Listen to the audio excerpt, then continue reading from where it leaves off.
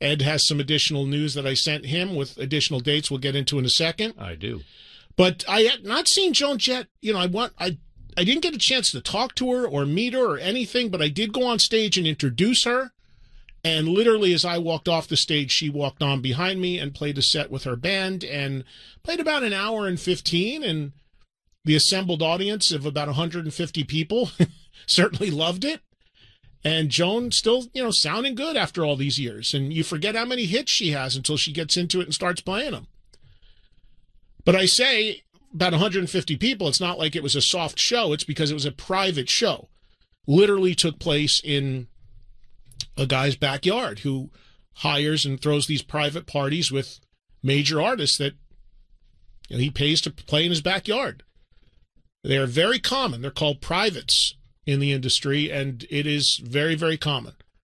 And it's a great, great money grab for the artists that do them, and it's a big thrill for the guys who can afford to do them or the women that can afford to put these shows on for just their invited guests in their backyard or whatever venue they choose.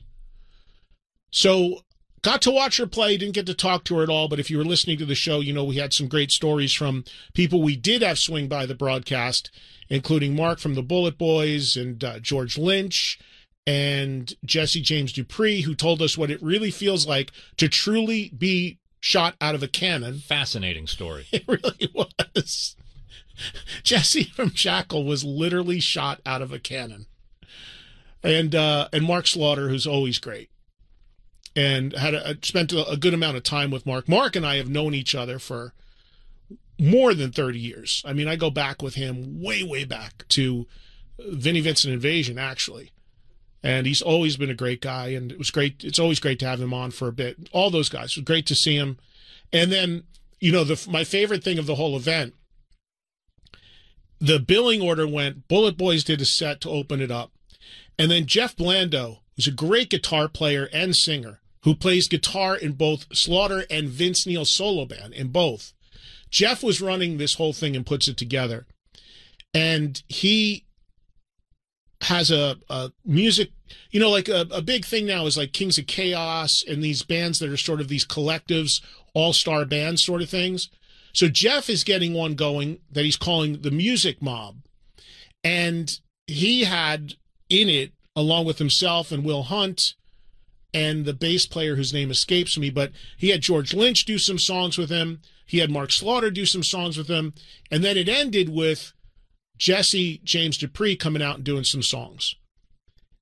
And Jesse, even though it wasn't a Jackal show, still brought out the chainsaw and carved up a bar stool on stage. Because that's what you would expect. Let me tell you something, man. You got to understand the nature of these private gigs, because there's a lot of families there. There's people with little kids. There's people that are going there because the guy who's throwing it is their boss.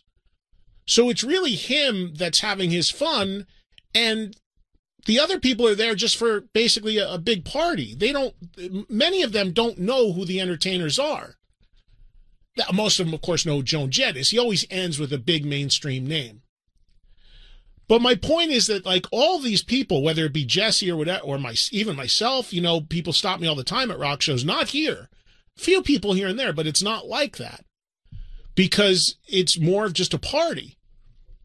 So my point is there's a lot of people at the party that are fairly indifferent or don't know at all who most of these people are and what they're going to do.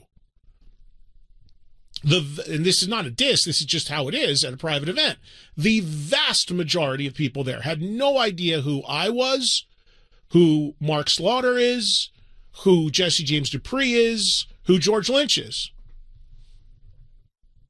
Maybe 5 people the whole day asked me to take a photo. Or any of those other guys. So here comes Jesse. Okay, and I'm introducing, my job is to host the whole thing. Hey, everybody, welcome. Now joining the band, Jesse James Dupree. So Jesse walks out, very unassuming. He's got his baseball cap on, whatever.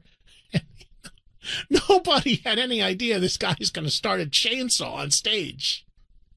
So So people, there's families and people ordering food and hanging out, and like, he's got a big stage going in the background and all that. And all of a sudden, when Jesse revs the chainsaw and starts it, turn around and you see everybody's face just go right to the stage, like, what the fuck? What's going on? And like, now the night's entertainment. So Jesse's got a revving live chainsaw swinging it around above his head while these people who are like, they work for a software company, have no idea who he is. What's this lunatic doing? Some parties have clowns. This one has a guy with a chainsaw. The effect was even better than it is if you go to a Jackal show knowing it's coming. To see the look on people's faces, having no idea why is this guy doing this and what's happening, and he did his full bit carving up a chainsaw. And it left a mess of sawdust and bar stool all over the stage.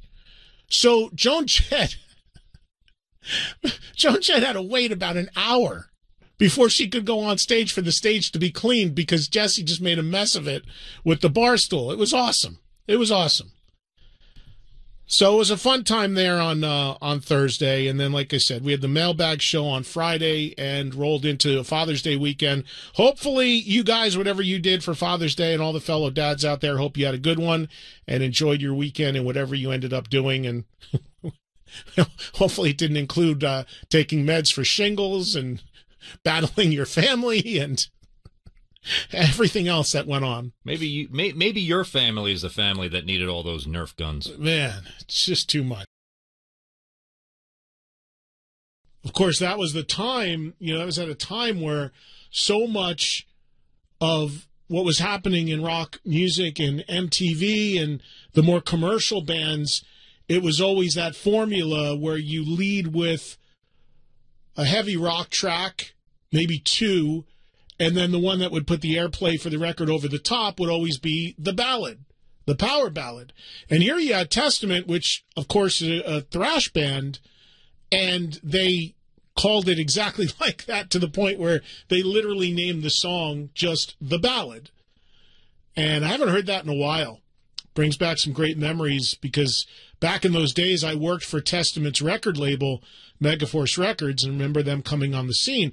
And the one thing that I always liked about them beyond, their music or whatever, was the fact that even back then, there were very distinct battle lines drawn between people who were into the hard rock of the time and people that were more into the extreme heavier metal, the thrash. Now, I always liked them both, but there was a period of time there where you were very much divided. Most people felt the need to pick. The thrash people kind of talk shit about the hard rock bands and vice versa. Testament were never like that. Those guys really liked a lot of commercial hard rock. And the band I played before Testament, Tesla, I remember I bonded with the Testament guys over very quickly because they not only liked Tesla, but knew them being bands from the same area of California, Northern California. And we heard Tesla in there as well with Coming At You Live. It's Eddie Trunk. Speaking of Testament, they will be one of the bands performing on the upcoming Megadeth cruise, the Mega Cruise. And if you were listening to my show earlier today on Volume, we talked about this quite a bit. Some sad news coming out earlier today that Dave Mustaine of Megadeth is battling throat cancer. And we send Dave our absolute best for a speedy recovery, and they say he's got about a 90% chance of remission, so let's hope that is indeed the case. As expected, Dave is going to have to cancel a bunch of shows and performances between now and the rest of the year as he battles cancer, and of course, Dave being a singer and dealing with throat cancer, there could be some repercussions there, so we'll see how it all plays out. But this has raised a bunch of questions about the Megadeth cruise, the first one ever, which is going out in October and is still on schedule to sail and will still be happening. Now, nobody, including Dave himself, knows what his condition will be in October when the cruise is scheduled. But what he has said publicly is that the cruise will go on. There's a bunch of great metal acts on there already, like Testament and Overkill and Anthrax and many others, with more to be announced. And the other 3 members of Megadeth will absolutely be on board and will perform in some capacity. And who knows where Dave's health will be at that point, and if he'll be able to perform, if he'll maybe be able to just play guitar, if he'll be able to play guitar and maybe hopefully sing. It's obviously up in the air because nobody really knows at this point. But if you're holding a cabin on the cruise, rest assured it will be happening. And if Dave is well enough, he will be fully involved or maybe partially involved, depending upon where things are at that point. And the promoters of the cruise have told me that there will be more acts being added and being announced for the Megadeth cruise. So that's what's going on as far as that's concerned. But above and beyond everything, wishing nothing but the best of health for a speedy, speedy recovery for Dave Mustaine. As it is announced earlier today, he is battling throat cancer.